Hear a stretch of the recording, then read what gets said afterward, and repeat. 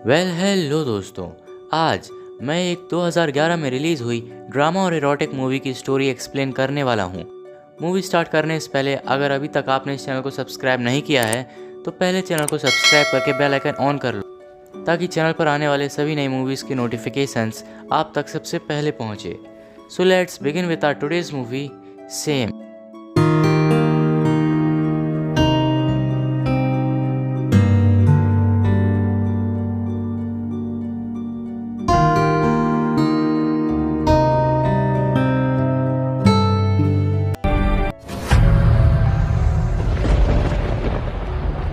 जैसे ही movie start होती है हमें एक ब्रेंडन नाम के आदमी को दिखाया जाता है जिसकी उम्र 40 साल है। ब्रेंडन की अभी तक शादी नहीं हुई है और ये न्यूयॉर्क के एक अपार्टमेंट में रहता है। अगले सीन में ब्रेंडन तैयार होकर अपने ऑफिस के लिए निकलता है। मेट्रो में ब्रेंडन को एक लड़की नजर आती है जो कि उसे काफ़ी अट्रैक्ट कर रही थी। अब ब्रेंडन उसी लड़की को देखे जा रहा था। फिर कुछ देर बाद वो लड़की भी ब्रेंडन को देखकर स्माइल करती है। अब धीरे धीरे ब्रेंडन उस लड़की को गंदी नज़रों से देखने लगता है। वो लड़की भी ब्रेंडन की इरादे समझ गई थी। जैसे ही अगला स्टेशन आता है वो लड़की मेट्रो से उतर जाती है। ये देखकर ब्रेंडन भी उसके पीछे जाता है पर भीड़ होने के कारण बहुत ज़्यादा ढूंढने के बावजूद उसे वो लड़की नहीं मिलती। आगे मूवी में हमें ब्रेंडन की पर्सनैलिटी के बारे में पता चलता है। ब्रेंडन सिंगल है और वो बहुत ज़्यादा सेक्स एडिक्ट भी है। हर समय उसके दिमाग में यही चीज़ें चलती रहती हैं। अपने इसी सेक्स एडिक्शन के कारण वो बहुत सी लड़कियों को पैसे देकर अपने घर पर भी बुलाया करता है क्योंकि उसका कोई पार्टनर नहीं है। अब कुछ समय बाद हम ब्रेंडन को उसके ऑफिस में देखते हैं। ऑफिस में ब्रेंडन का बॉस मेंबर्स को कंपनी के फ्यूचर के बारे में बता रहा था पर ब्रेंडन का ध्यान बिल्कुल भी मीटिंग पर नहीं था। वो अभी भी उस मेट्रो वाली लड़की के बारे में ही सोच रहा था। मीटिंग के बाद ब्रेंडन सीधा टॉयलेट जाता है और वहां जाकर उस मेट्रो वाली लड़की के बारे में सोचकर मास्टरबेट करने लगता है। अब ये देखकर हम समझ जाते हैं कि ब्रेंडन कितना ज़्यादा सेक्स एडिक्टेड है। आगे हम ब्रेंडन के बॉस डेविड को देखते हैं और यहाँ हमें पता चलता है कि डेविड ब्रेंडन का एक बहुत अच्छा दोस्त है। उसी रात वो दोनों साथ में एक क्लब में पार्टी करने जाते हैं। उसी क्लब में डेविड को एक लड़की पसंद आ जाती है इसलिए वो उसके साथ फ्लर्ट करने लगता है पर उस लड़की को डेविड में नहीं बल्कि ब्रेंडन में इंटरेस्ट आ रहा था। अब कुछ देर बाद पार्टी एंजॉय करने के बाद डेविड घर जाने के लिए निकलता है क्योंकि उसे कुछ काम था। कुछ देर बाद ब्रेंडन भी घर जाने के लिए निकलता है पर तभी रास्ते में वही क्लब वाली लड़की उसे अपने साथ चलने के लिए ऑफर करती है। ब्रेंडन मान जाता है और उसके बाद वो दोनों एक सुनसान जगह पर जाकर मेकआउट करते हैं। अगली सुबह जब ब्रेंडन घर पहुंचता है तो वो अपने घर की हालत देखकर दंग रह जाता है क्योंकि घर का दरवाजा पहले से ही खुला था और घर का सामान यहाँ वहाँ पड़ा हुआ था। ये देखकर ब्रेंडन को लगता है कि जरूर उसके घर में चोरी हुई है और वो शॉक्ड रह जाता है। अब ब्रेंडन को शावर से आवाज़ आ रही थी तो ब्रेंडन एक डंडा लेकर शावर में जाता है।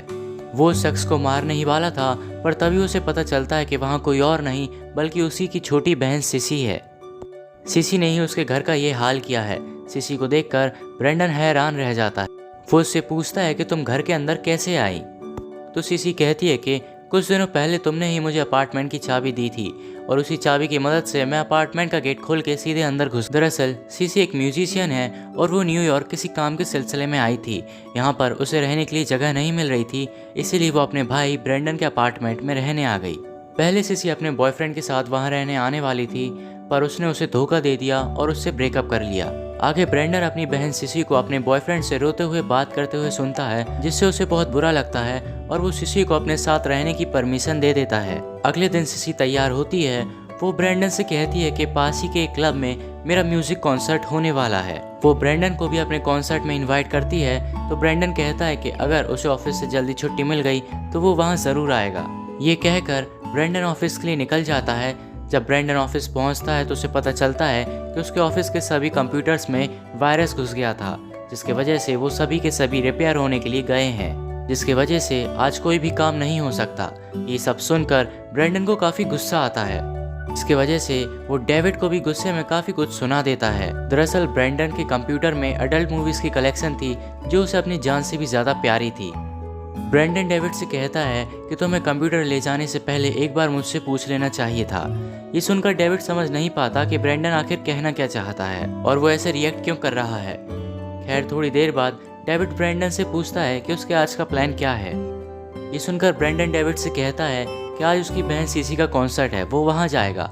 ये बात डेविड को भी काफ़ी इंटरेस्टिंग लगती है तो डेविड भी शाम को ब्रेंडन के साथ उसी रेस्टोरेंट में जाता है जहाँ पर सिसी परफॉर्म करने वाली थी। जब सिसी परफॉर्म करती है तो लोगों को उसका परफॉर्मेंस काफी ज्यादा पसंद आ रहा था। डेविड को भी सिसी काफी ज्यादा अट्रैक्टिव लग रही थी और वो उसे बहुत पसंद आती है। फिर जब परफॉर्मेंस खत्म होने के बाद सिसी ब्रेंडन के पास आती है तो डेविड भी उससे बातें करता है और उसके साथ फ्लर्ट करते हुए उसकी तारीफ करने लगता है। ये देखकर ब्रेंडन को काफी अजीब लगता है। फिर वापस घर लौटते समय जब ब्रेंडन, सिसी और डेविड कार में थे तभी बैक सीट पर डेविड और सिसी मेकआउट करने लगते हैं।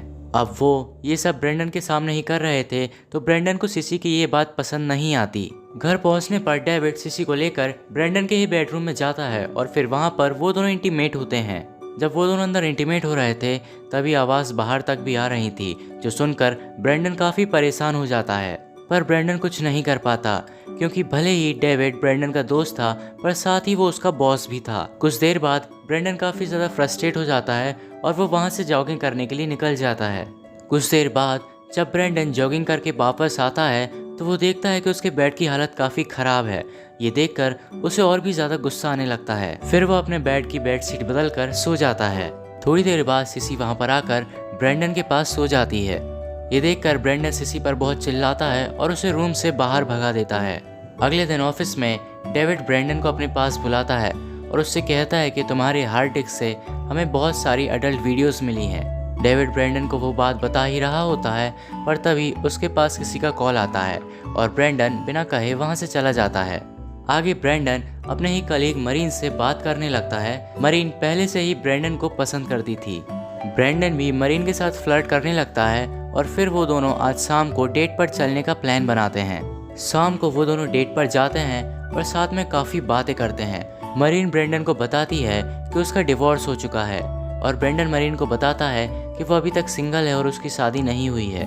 डेट से वापस आने के बाद ब्रेंडन टॉयलेट में जाता है और मरीन के बारे में सोचकर मास्टरबेट करने लगता है। उसी दौरान सिसी बाथरूम में आ जाती है और ब्रेंडन को मास्टरबेट करता हुआ देख वहाँ से बाहर चली जाती है। अब इस बात पर ब्रेंडन को काफ़ी गुस्सा आता है और वो सिसी पर काफ़ी चिल्लाता है। कुछ देर बाद सिसी को ब्रेंडन के लैपटॉप में बहुत सारी एडल्ट वीडियोस मिलती हैं जिन्हें देखकर वो समझ जाती है कि ब्रेंडन सेक्स एडिक्ट हो चुका है। उसी रात ब्रेंडन ये समझ जाता है कि उसे अब ये सब बंद करना होगा, इसलिए वो अपनी सभी एडल्ट वीडियोस की कलेक्शन और मैगजीन्स को कचरे के डिब्बे में फेंक देता है। फिर अगले दिन ऑफिस में ब्रेंडन मरीन से मिलता है। वो दोनों किस करते हैं और उसके बाद एक होटल रूम में जाकर आपस में इंटीमेट होते हैं। अब क्योंकि ब्रेंडन पिछली रात की वजह से बहुत फ्रस्ट्रेट था इसलिए वो यहाँ पर भी ठीक से नहीं कर पाता, जिसकी वजह से मैरिन गुस्सा होकर वहाँ से चली जाती है।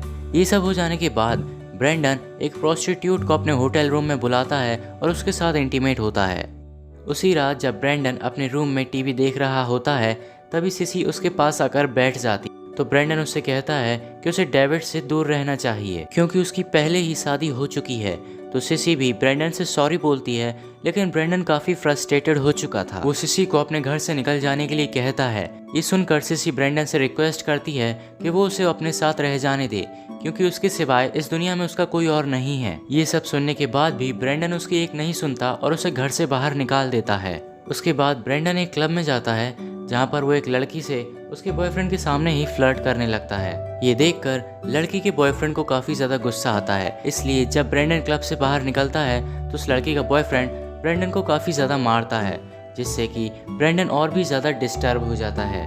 इसलिए अपना गुस्सा निकालने के लिए ब्रेंडन दो प्रोस्टिट्यूट के साथ इंटीमेट होता है। उसी दौरान सिसी ब्रेंडन को बहुत बार कॉल कर रही थी और उसे वॉइस मैसेजेस भेज रही थी जिसमें वो ब्रेंडन से माफ़ी मांगती है और उससे रिक्वेस्ट करती है कि वो उसे अपने साथ रहने दे, पर ब्रेंडन उसके सभी कॉल्स और वॉइस मैसेजेस को इग्नोर कर देता है। अब अगली सुबह ब्रेंडन मेट्रो से अपने घर आ रहा था पर किसी वजह से मेट्रो बीच रास्ते में ही बंद हो जाती है। बाहर निकलने पर ब्रेंडन को एक क्राइम स्पॉट नजर आता है। वहां जाकर उसे पता चलता है कि किसी ने खुद को मारने की कोशिश की है। ये सुनकर उसे सिसी की याद आती है तो वो उसे कॉल करने की कोशिश करता है, पर बहुत कॉल करने के बावजूद सिसी उसके कॉल नहीं उठा रही थी। ये देखकर वो और भी ज्यादा घबरा जाता है और सीधा घर की तरफ भागता है। घर पहुंचकर वो देखता है कि सिसी जमीन पर पड़ी हुई है और उसने अपने हाथ की नस काट ली है।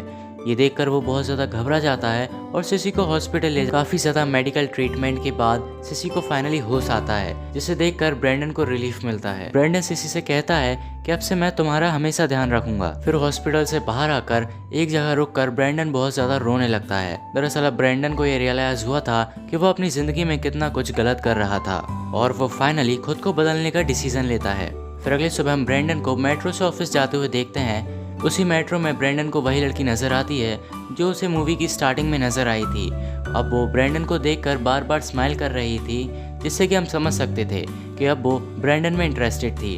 पर ब्रैंडन इस बार उसे देखकर कोई भी रिएक्ट नहीं करता, जो देखकर हम समझ सकते हैं कि अब वो बदल चुका है। और इसी के साथ यहीं ये मूवी एंड होती है। Hope you enjoyed this video. For more such video subscribe to our channel and press the bell icon. और हमें कमेंट करके ज़रूर बताएं कि आपको मूवी की स्टोरी और इसका एक्सप्लेनेशन कैसा लगा। Thanks for watching.